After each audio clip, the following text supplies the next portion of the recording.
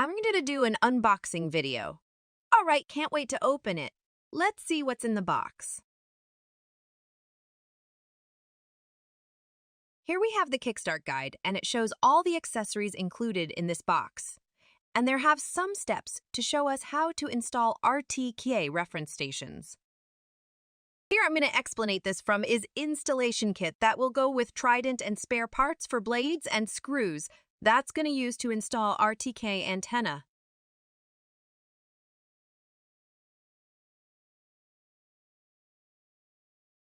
Here's a support pole, the same used to install RTK antenna. This is the blade disc. And here is our RTK antenna. And here we have the 10-meter extension cable.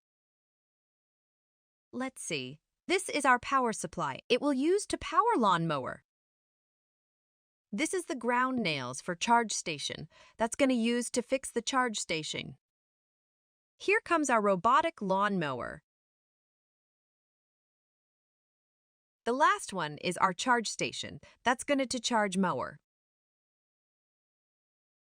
Thank you for watching this unboxing video. We're so grateful to have all your support.